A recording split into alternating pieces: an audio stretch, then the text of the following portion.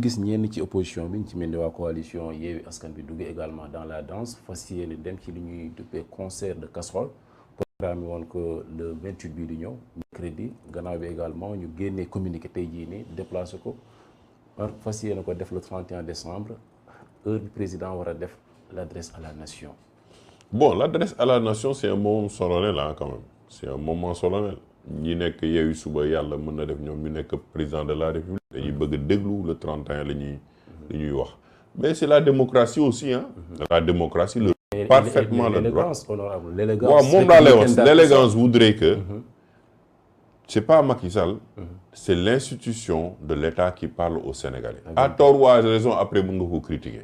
Moi c'est pas ça mon problème. Est-ce que ànd nga ci ñoom ci niñ ko non man jëlee ko le 28 man defuma ko à l'heure man xam nga man defuma ko je ne man defuma ko man bu ma nee bu nekkee man du ma ko def parce que man je reste toujours républicain ak xeex lu mu mënta métti ak ku mu jàmbaarool yëpp je reste républicain parce que j'aime mon pays il y a des choses yoo xam ne xam naa ne suba mën na jur yeneen conséquences donc je reste dans la ligne boo xam ne suba du ma dugg ci loolu le droit leur permet de le faire bu ñu neexee ñu baal ko sax bu ñu neexee sax ñu baal ko xam nga mais je veux dire que en matière de démocratie non dama ne en matière de démocratie moo tax man la démocratie man par exemple tey je ne mets pas en avant la liberté d'expression partout lu neex waay wax lu neex waay def sinon c'est l'anarchie aujourd'hui tu peux pas faire certaines choses en France te ñoom ñoo lay wax waxu liberté d'expression ay kii tu peux pas faire certaines choses aux États-Unis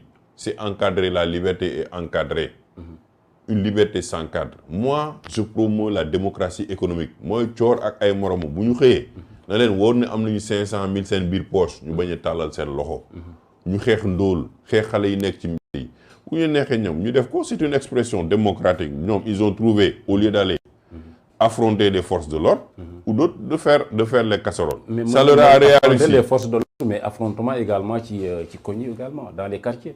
parce que ñu ne ci quartier yi yëpp ànd ñoo ko Yewwi Askan Wi. waaw mais loolu dinañu xool est-ce que jour boobu population bi dinañ gën a def ko wala duñ ko def man boog j'ai dit personnellement je trouve qu'il y a une élégance institutionnelle gis nga Ablaye Wade. Une élégance. Une élégance dans l'espace politique. gis nga Ablaye Wade musuma nekk du genre du PDS man musuma militer PDS mais avec le temps tu vois que l'homme au moins dans ses combats il était beaucoup élégant Ablaye Wade loo bëgg a wax ci loolu non je veux dire que dans des combats là mais am na ko fi nekk waaw non dama ne xam nga ñun dañuy war a jàngat pour améliorer la démocratie on est dans des moments de confrontation mais ça ne doit pas nous amener trop à l'extrême man ñaan naa yàlla ku mu mënta ne nga nekk président de la République. mais extrême boobu nga wax honorable dogguma la ban côté nga jàpp ñaar yëpp la non ñaar yëpp la parce que tu as vu des coups se donner à l'Assemblée nationale tu vois une cour à Macky avec un sac de pistolet. tu vois non concert de casserole bi ce n'est pas dans l'extrême. Moi je préfère des concerts de casserole que de voir les forces de l'ordre. À l'heure de l'adresse à la nation. non xam nga dama laaj. Est-ce que moi je suis d'accord ou pas avec le concert de casserole man je suis d'accord avec le concert de casserole parce que ça évite aujourd'hui à l'opposition d'aller se frotter aux policiers et aux forces de l'ordre. mais ci heure bi laa bëgg a xam. waaw non dama la ne l'élégance institutionnelle mën nañu ko décaler avant ou après ñoom ñoo décider. mais ils ont choisi ci seen communauté. waaw mais xam nga lu mu la wax sànq moi je le ferai pas je l'ai dit. mais ñoom ils ont parfaitement le droit. parce que c'est la démocratie bu ko démocratie bu amoon texte bu ko tegee ñoom mënuñu ko def. ñu bañ ko def mais c'est de la démocratie aussi tu sais la démocratie a ses effets. a ses bons côtés et ses effets négatifs. mais quand la Constitution te donne le droit de faire quelque chose. qui ne va pas au-delà. de certaines choses. ñoom mën nañ ko def. quitte maintenant à savoir est-ce que jour boobu les populations qui sont aussi. l'émanation de la démocratie vont les suivre dans cet acte ou pas loolu moom c'est la population qui décide. J'ai dit aujourd'hui il faut apprendre aussi de nos aînés qu'est-ce qu'ils ont fait dans leur combat. Ablaye Wade musoo dégg ñu ne Ablaye Wade transhumant la. Et pourtant combien de fois il est entré dans le gouvernement d'Abdou Diouf au moment où le pays était tendu. on était jeunes on l'a vu il a appelé le terme entrisme damay dugg entrisme damay dugg ak sama équipe bu ma paree ma génnaat dëkk bi am jàmm mu dem mu frotté wu ak Abdou Diouf quelque temps en tant que ministère mu génnaat ñëw toog opposé wu c'est-à-dire que aujourd'hui dans l'espace politique aujourd'hui on va dans tous les sens alors que les enjeux qui nous attendent devant nous lan moo indi loolu honorable justement oui mais li indi loolu une bonne responsabilité vient du gouvernement une autre bonne responsabilité vient de l'opposition parce que ce sont les acteurs qui sont là il y a eu des velléités yoo xam ne dal na ci kaw Khalifa Sall de là il y a eu des velléités d'abord ci Karim Wade des velléités de ci Khalifa Sall emprisonné nañ ko à tort ou à raison mais lañ ko emprisonné am na léegi ne ñu def lu raw loolu fii avec rapport Cour des comptes du moom dañ ko jiñee dafa détournement lañ ko tey te liñ ko wax motul sax li gars yi def on parle de 138 milliards non yow Karim ngay wax ma ne Khalifa laa wax man Khalifa laa wax ci caisse d'avance bi xam nga ci caisse d'avance milliard quoi voilà ñii nga xam ne def nañu law caisse d'avance mais donc tu vois un peu mais loolu boo ko gisee tamit da lay frustré en tant que sénégalais en tant que politique de l'opposition nga ne man teg nañ ma à tort yii parce que état bi wane na ne moom yor na justice noot ma mais man aussi bu ma amee moyen xeex leen dama leen di xeex maintenant à juge libre à la personne qui se bat di ne moi je vais aller dans telle forme de combat ou je vais aller dans telle autre forme de combat mais bu ñu fàtte à la fin de la journée que Sénégal ñun ñëpp ñoo ko bokk. est-ce que manière bi également bokkul ci li tax ñenn ñi jàpp ne violence bi également dafa bëri ci li muy jóge ci côté opposition bi parce que choisir ko waroon ko def parce que démocratie aussi ni nga ko waxee démocratie la expression le droit à l'expression à la manifestation marche pacifique yooyu da ci am solo mais est-ce que démocratie jox la lépp nga jël lépp comme ni ñu koy defee ni bokkul ci li tax ñu leen di taxer de violence. waaw mais il faut se poser la même question est-ce que démocratie jox na la lépp yow en tant que pouvoir exécutif nga jël lépp parce que yow tamit en tant que pouvoir boo bëggee jël lépp opposition bi da leen ne comme yow da nga bëgg a jël lépp ñun dinañ jéem a foqate li nga yor yëpp ñu jël lépp mais bu nekkoon yow aussi dans le rapport nga ne man maay président de la République je suis nu mu koy waxee la clé de voûte de l'institution dinaa fexe bay kay defar serrure ba serrure caabi bi du ma bokk ak moom dara pour ma tëddee njaaxaanaay bés bu ma ko soxlee moom bu ma naree def naka su sudul noonu dama ne déet booy ubbi buntu bi kay bul ma yàqal kii bi nañ ko defee nii c'est l'équilibre des pouvoirs c'est l'équilibre des forces mais yow boo nekkee ci koñ mu wóla na am ku lay nag moo la xaw a ëpp doole bu yàggee nga defar lance-pierre alors xam nga yooyu tamit c'est des formes de rapport de force qui se créent selon l'extrémité parce qu'il y a même plus de débat en réalité on ne débat pas de l'économie on ne débat pas des enjeux yow Thior dis-moi à part ce rapport qui vient de sortir depuis quand dans l'espace politique la ñu gëj a waxu économie on est à l'orée de l'exploitation de notre pétrole et de notre gaz 2023 ñu war ko mën a commencer génne exploitation ñu war a génn ci xool fan la ñu jëm ak loolu ak koom-koom boobu naka la ñu war a nuru ak waa Qatar wala naka la ñu war a nuru ak waa Dubaï wala naka la ñu defee ba nuru ak waa Norvège naka la ñu fexee ba ka nekk ngaay maxe di doon defar benn daal benn fan mu mun ko defar 100 pour mu mun ko jaay à l'extérieur que ñëwkat bi ma ñëwal lii ne ma man Molinga maa ngi doon defar bii en 1 heure de temps non je le fais maintenant en 30 minutes parce que léegi pétrole bi may na ma courant bi wàññeeku parce que léegi mën naa jënd naa ay machines yu gën a gaaw parce que léegi recruter naa xale yu gën a bëri donc liggéey baa ngi yem transformation économique baa ngi fi industrie baa ngi fi mais ça fait plus de combien de temps on n'en parle pas jàppal diw bàyyil diw dugal fii jàppal mag yi bàyyil diw et donc absence complète de débat politique oui loolu sax day tax ñu def benn transition bu daw dem assemblée nationale yaa ngi fa woon en 2012 en tant que ci 12e législature bi autant pour moi ñu gis ne également au niveau de l'assemblée nationale am na ay débats yu fa am ci 14e législature bi ak espoir yi ci nit ñi defoon fii lañ mujjee ñaari député lañ fa tëj ci mbirum jàppal bàyyi nan nga gisee situation boobu député dañ leen téye tëjugul leen dañ leen téye autant pour moi je rectifie voilà dañ leen téye ñu ngi xaarandi délibéré bi ñu ngi xaar seen délibéré tout à fait oui. on a la victime a demandé 500 millions de réparation plus 2 ans ferme que le procureur a demandé. Réquisition bi. Réquisition bi. C'est compliqué parce que moi nit da ngay wax te ci li ngay gis.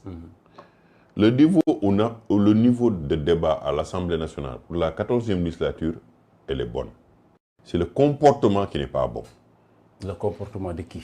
Non, les députés. Parce que les parlementaires... Non, pas tout le monde. Parce que bon, quand même, tu ne vas pas prendre 165 députés et les mettre tous dans un même panier. C'est pas normal. C'est pas du tout même responsable. Mais quand des gens ont des responsabilités et que nous avons jëflante ak Sénégalais yi ñu leen di seetaan il y a au moins une certaine retenue aussi bien de la part des parlementaires du pouvoir qui font beaucoup de provocations contre les gens de l'opposition et aussi bien dans la réplique des gens de l'opposition qui est parlementaire qui est là-bas. L'opposition ne fait pas de provocation selon vous? Non, mais xam nga pour opposition day opposé wu man xam nga bu mooy wut pouvoir da ngay ñëw teg fii nga man du ma xool li gën a baax ci li ngay def damay xool li gënul baax ci li ngay def ma fësal ko Sénégalais yi bel ne defu ko. C'est ça un peu le jeu démocratique aussi parce que man bëgg a conquérir le pouvoir. Donc yow tamit en tant que pouvoir la ngay def mooy nëbb li nga xam ne baaxul gën a fësal li nga xam ne moo gën a baax li ngay def. C'est ça le jeu de la démocratie pour coup. Mais ce n'est pas une raison pour ñii di yëg ci table wala ñii di rocc ci micro wala ñii di saaga ay députés de l'opposition xaar ba ñu war a wax ñu toog seen ginnaaw di leen wax yu ñaaw di leen wala ay député di leen jël ay góor député toog di leen manipuler. yaa ngi woon ci 12e bi mais est-ce que c'est une première aussi genre comportement yi? Non, c'est pas une première mais c'est extrême. C'est pas une première mais c'est extrême.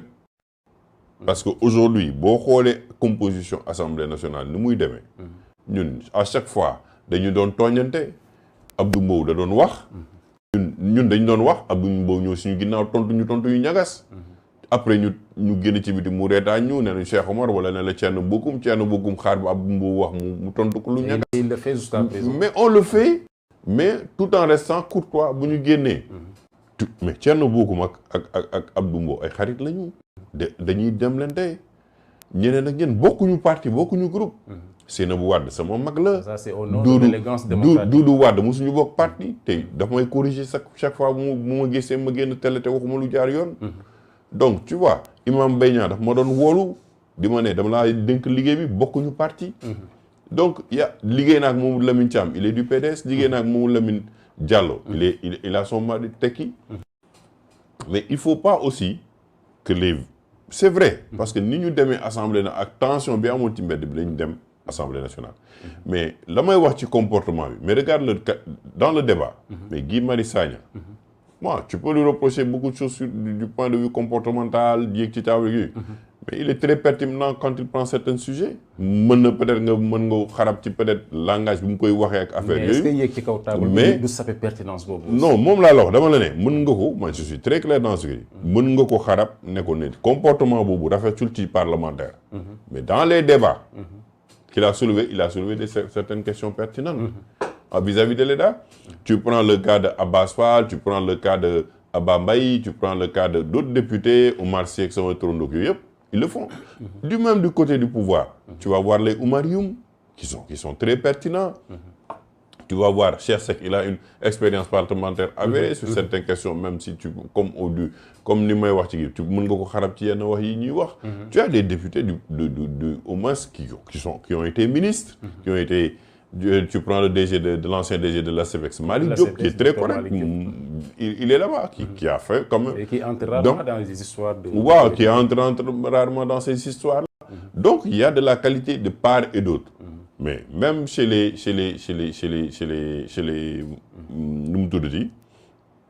non-inscrits, Thierno Alassane a été un ancien ministre, gisoo ko muy def la lu ñaaw. Pape Djibril Fall sa ancien collègue yaa ngi koy gis dëkkoo ca lu ñaaw. Mimi Touré mu ngi dund lu mu metti mais musul yéeg ci pupitre bi wax lu jagadi. Donc c'est ça qu'on demande. On ne dit pas que l'Assemblée amul tension ku la ko wax. waxul dëgg. lu ñu ne moo toog fii ne la 12e législature. qu'il n'y a pas eu de tension. Il y a eu des tensions. nit ñi jàppante nañ fa ñii dóorante nañ fa. Mais à la limite da ngay gis après ñu génn regretter ko ñëw téye sa loxo. Moustapha Diakhaté ñaata yoon la démissionné ñun ñu jëli ko. te ñun ñi ñoo nekk opposition. en tant que président muy xëy ne day bàyyi. ñun ñii. nga xam ne ñoo nekk opposition def délégation dem jëli ko. donc certainement au moins que lenn dafa am. on est tous fondamentalement. ci biir suñu xol ay sénégalais. mën nañu nag bañ a nangu ci li gouvernement bi def ñu ne lii rafetul. wala ànduñu ci. parce que Macky lii ma la. à la fin de la journée c'est le président de la République. parce qu'il faut faire la différence entre le président de la République. et l'État du Sénégal. qui est un État avec ses fonctionnaires qui même si le président quitte. et je le souhaite en 2024. mu joxe lenge yi. kada ñëw état lay fekk. c'est les mêmes forces de l'ordre yi nga doon xeex ñoo les protéger. c'est les mêmes forces de l'ordre militaires yi ñoo les protéger. c'est les mêmes forces de défense et de sécurité ñooy nar a toog sa kaw table le conseil par rapport à la gestion de la sécurité du pays. c'est les mêmes fonctionnaires qui vont te donner les notes pour xool sa politique de développement nag nga koy defee. lan ngay def da ngay ñëw ñi ñëpp dañoo àndoon ak Macky wala ñi ñëpp dañoo àndoon ak Wade wala danañ leen di génne ñun dañu indi ay fonctionnaires yu bees. c'est pas possible. doo leen mën a écarter évidemment mais dama bëgg ñu des tuuti ci cadre ñaari député yooyu Massata Samb ak Mamadou Niang ci extrême yooyu ngay wax dem ba wutali jigéen parlementaire comme yow dóor yu mel noonu ba ñu egg ci situation bii nii ndax loolu da nga koy boole ci extrême yi wala. non c'est l'extrême parce que man toute forme de violence verbale. ak physique man je condamne. mën naa nag mëne samay condamné ñeneen bu ñu ko mënee noonu moom ñoon la mais man de. mais boo jógee mais yow mais boo jógee nga dem ba ci jigéen dóor ko. bu nekkoon moom fa mu toog dafa jóg fekk ko fa. dóor ko mu fayu c'est une chose. mais foog deux ñëw ba fekk jigéen kàjji ko. quel que soit alpha dégg naa non ménopause wul dafa ménopause mais dès que ngay wax ay dafa ménopause. ça veut dire que tu cautionnes le fait que ñu koy dóor. ça. également mais aussi il faut condamner. les propos man. c'est pas ça ah c'est pas li mu wax ci parce que man gisuma ci li mu wax ba mu yéegee ci pupitre bi gisuma mu ça mais ni mu ko waxee. peut-être ak ton bi mu ko waxee. mais si au sein de l'Assemblée aussi. il y a des comportements yi nga xam ne yow da ngay romb say collègues di leen saaga wala di leen wax lu ñaaw. finalement au bout da nga koy yóbbu ba nit ki fu mu mënta fu muy egg day metti du ñëpp mën a contrôler seen bopp. mais ala kulli haal la violence moom physique est condamnable. lan ngay xaar ni ci délibéré boobu non man du ma xaar ci délibéré. c'est-à-dire que loolu c'est à laisser à l'appréciation du juge. je veux que ñëpp nañu leen même teg du même niveau. yaa ngi woon député à l'Assemblée nationale. waaw mais loolu xam nga député laa woon man fan nga may laaj. mooy qu'est-ce qu'on doit changer dans la loi du règlement de l'Assemblée nationale. parce que xam nga tey sanction boobu. dañu ne ci règlement bi jàppamaati que député bi. bu defee lenn loo xam ne dafa extrême dañ koy exclure pendant 24 heures. mais loolu dañ ko war a changer. parce que degré de violence. ak degré de comportement bi war a ñu indi ñu ne les sanctions bi moo war a am. li ñu war a revoir. est-ce que bu defee lii dañ koy sanctionner 24 heures bu defee lii dañ koy sanctionner 48 heures 72 heures dañuy dagg salaire am. yooyu yëpp dañ ko war a xoolaat parce que aujourd'hui on est une phase de transition xam nga coor assemblée bi dafa am chance bu bëri boo xam ne ñun amuñu ko toutes les assemblées qui sont venues mooy l'équilibre des forces. et c'est au président de groupe parlementaire. Et il faut aussi que le président de l'Assemblée nationale joue avec eux le jeu mu gën a tëddee njaaxanaay pour que ñoom ñu trouver un consensus fort pour jàllale yenn loi yi nga xam ne mën na réformer Assemblée nationale pas parce que ñoom ñu ngi fiy toog mais pour ëllëg ñi fiy toogee ñu seen liggéey gën a yemb fexe ba passer ay lois yoo xam ne ñoom bu fu ñëwee du impacter ñoom kese mais day impacter génération future yi di ñëw muy aussi bien vis-à-vis de l'exécutif mais vis-à-vis du travail parlementaire mais loolu ni nga ko mën a defee mooy Oumar Youm day waxtaan ak Mamadou Lamine Thiam Mamadou Lamine Thiam waxtaan ak lu mu tuddati Birame Souleye wax ak Oumar Youm ñoom ñett ñu gën a toog waxtaan ba ñu yemb parce que ku nekk dafa am kuréelam groupe parlementaire nag yomb la gérer yow mu la gérer de bu mu nax kenn Birame Souleye ne peut pas gérer son groupe parlementaire. Oumar Youm ne peut pas gérer à 80%. gis nañu quand tu as quelqu'un comme Farba Ngom c'est compliqué. ak ay Kouramaki. tu vois tu as de l'autre côté aussi moom la en fait le groupe le moins compliqué et qui est le plus politique c'est le PDS. wàllu déggoo leen ci affaire yooyu yëpp. à part Mame Diarra Fam ak ay kiyam. xam nga moom yenn saa yi mu reetaan loola yenn saa yi mu kii la mais donc tu vois. loolu également bokk na ci li déconcentré kii bi. lu déconcentré kii bi mais à la fin de la journée tu peux avoir des consensus forts. ñun ñoo réglé problème ñun suñu législature moo réglé problème mu Dangote ba ñu amee Sénégal bi amee problème. AIBD moomu bloqué.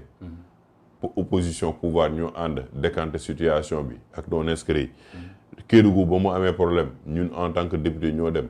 crise enseignants yi ñoom Imam Mbaye Niang ñoom Kati Cissé Wane ñoom ñëpp ñoo dugg génn. donc dans notre législature. qu'on le sache ou qu'on le sache pas on a réglé beaucoup de situations. Ça c'est assez mais loolu de la tu transcendes tes postures politiques. pour l'intérêt général de la population. Espérons que parlementaires yi nekk ci 14e législature bi dinañ ci tirer leçon en tout cas. waaw mais damay bëgg nit ñi parce que xam nga man bu may def jugement damay bëgg def ay jugement lucide. dama lay ne. man ci la ma dëgg ci débat. am na niveau de. lay problème ba mooy dans le comportement. loolu tamit lu ñu war a corriger la. oui Saliou Dione il a de l'expérience. Bara Gaye loo ko mës a mënta waxal. il a de l'expérience c'est un maire il sait gérer des situations. donc tu peux pas avoir un certain nombre de personnes. yu nekk foofu. nga ne assemblée bi c'est catastrophique. bon les anciennes assemblées en tout cas kenn ku ci ne ak sa gis-gis am na ñu koy wax. waaw non je suis d'accord. damay mën a wax man. par exemple parce que je suis ancien parlementaire. bugguma ne man j'ai été 12e de législature parce que nekkatuma fa rek. may xarab ñi fa ne. tout à fait loolu tamit dañ la koy nangul mais ñu avancer tout honorable parce que xam naa li ñu dese ci waxtu bëriwul ci temps du mois wax ci mbirum Pape Alé Niang di taskatu xabaar bokk si ñun yoon teg ko loxo mu génnaat ci ginnaaw bi ñu révoqué li nga xamante ne moom mooy contrôle judiciaire mu amoon yóbbuwaat ko Ndungu Sine. waaw Pape Alé xam naa ne journaliste bu xarañ la ba ma koy xam man tamit maa nekkoon ci politique ni nga def ni on a eu beaucoup d'émissions. sur beaucoup de combats tamit ànd na ci ñun.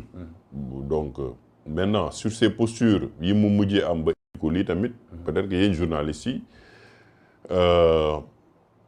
il faut qu'on se dise certaines vérités il faut qu'on les fait quand on les sort ñu war a mën a ne faits yi preuve am na mu ngi nii. da nga am ay doute ci faits yi mu génne. non parce que boo ñëwee ne par exemple Moussa Fall moom lii 6 milliards dégg nga ko ma dégg ko Cheikh Omar moom lii 6 milliards immeuble yi moo ko moom lii ak lii la bés boo ko génnee en tant que journaliste mooy moo am ak Cour des comptes bi da nga war a génne preuve yi ne nii la lii la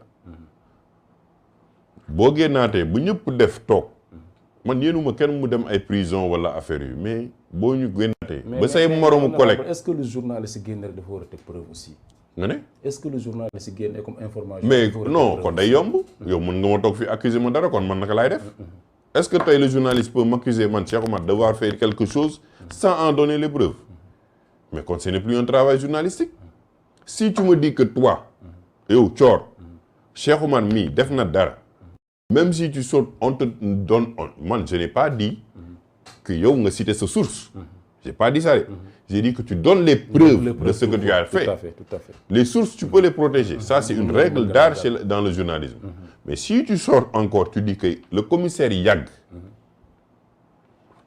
dafa jël ay famille am yóbbu leen États-Unis ba bind ko parce que xam na ne fin bi jot na ñëpp a dégg la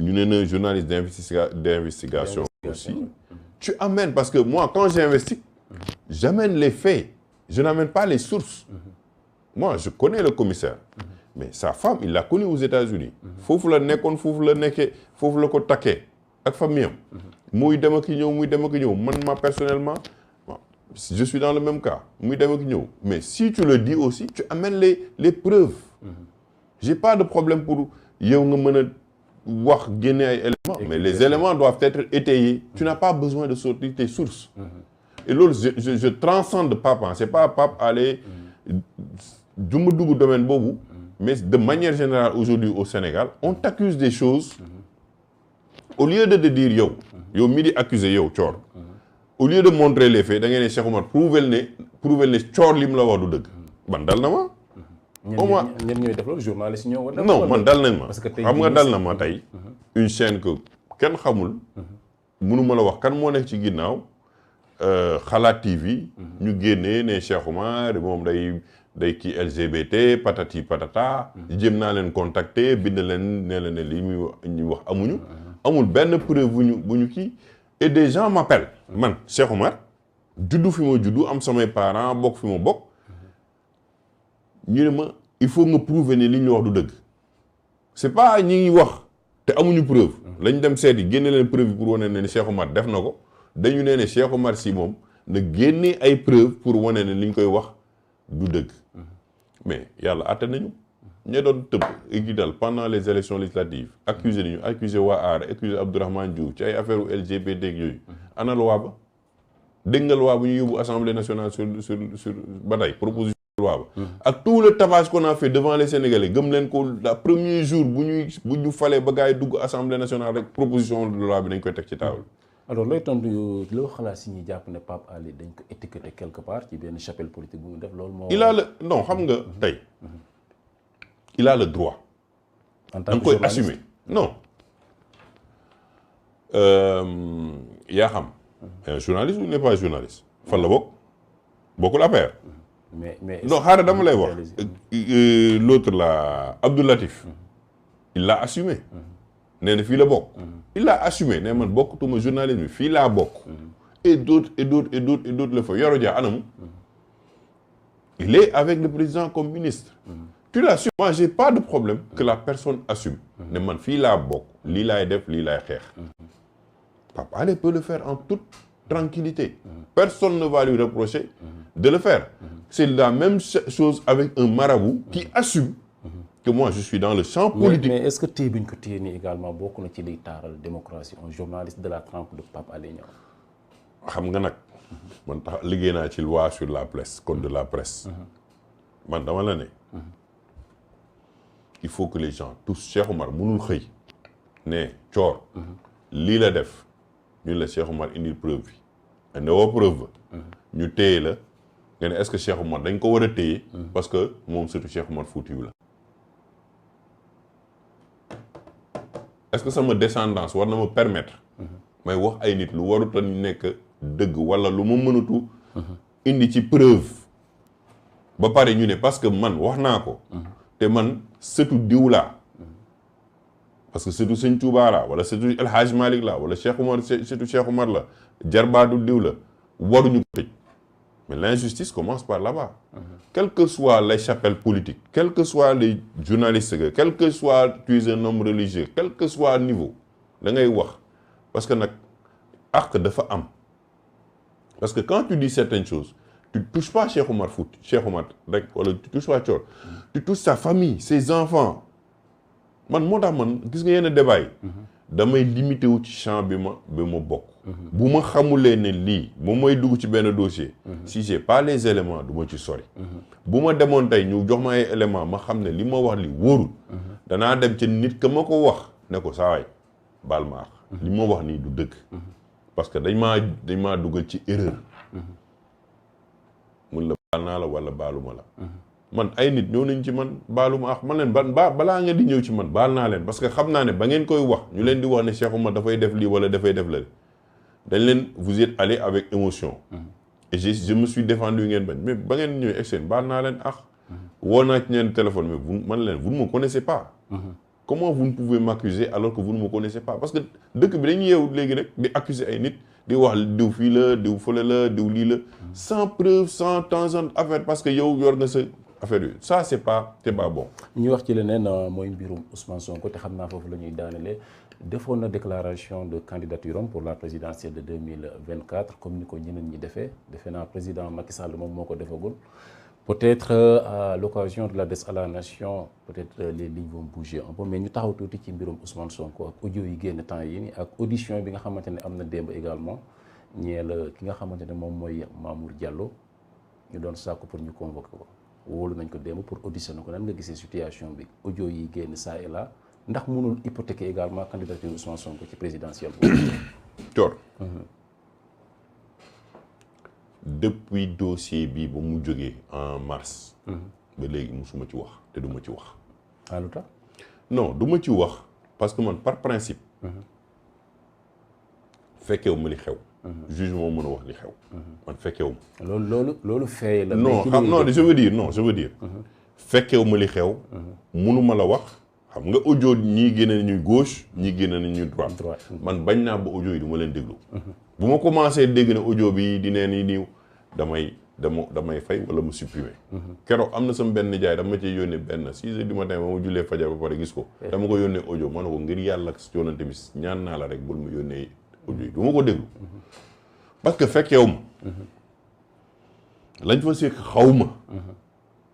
fee rek lañu mën a gis mooy diw dem na fa génn na fa am nay actes yu posé nee na complot la loolu yëpp après ñu dem justice.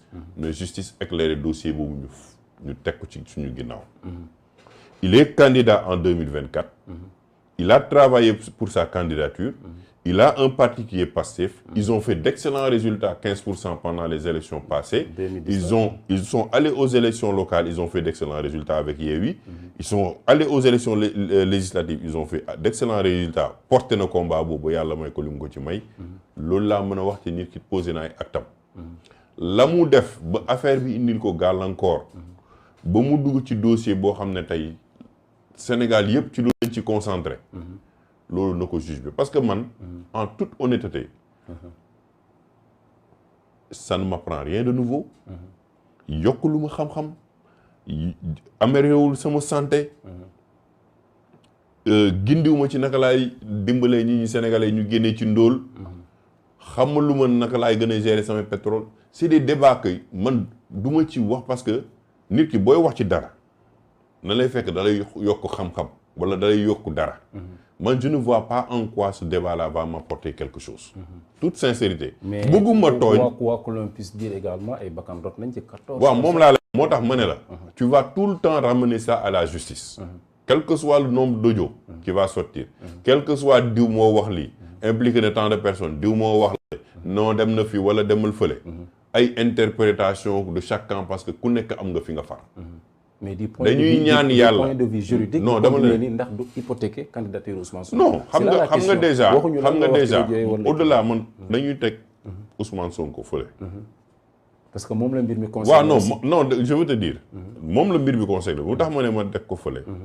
on est tous des acteurs politiques.